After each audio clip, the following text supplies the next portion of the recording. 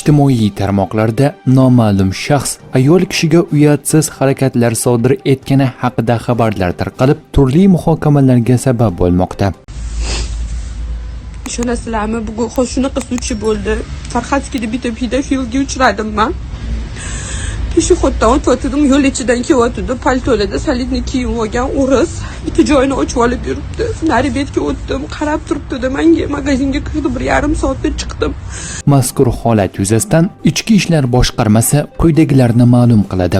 Joriy yilning 6-yanvar kuni taxminan soat 18:50 atrofida noma'lum shaxs Uchtepa tumani Lutfiy ko'chasida bo'la turib, 1996-yilda tug'ilgan fuqaroga nisbatan uyatsiz, buzuq harakat sodir etgan va voqea joyidan ketib qolgan. Mazkur holat yuzasidan Toshkent shahar Ichki ishlar bosh boshqarmasi tomonidan o'tkazilgan tezkor qidiruv tadbirlari natijasida noma'lum shaxsning shaxsi aniqlangan. U 1993-yilda tug'ilgan Andrey bo'lib, ichki ishlar organlari xodimlari tomonidan ushlangan. Hozirda Uchtepa tumani ichki ishlar organlari faoliyatini muvofiqlashtirish boshqarmasi tomonidan tergovga qadar tekshiruv o'tkazilmoqda.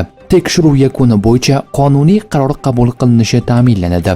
Hurmatli fuqarolar, agar siz ushbu shaxsning nojo'ya xatti-harakatlardan jabr ko'rgan bo'lsangiz, 102 qisqa raqamiga murojaat qilishingizni so'raymiz, deyiladi munosabatda.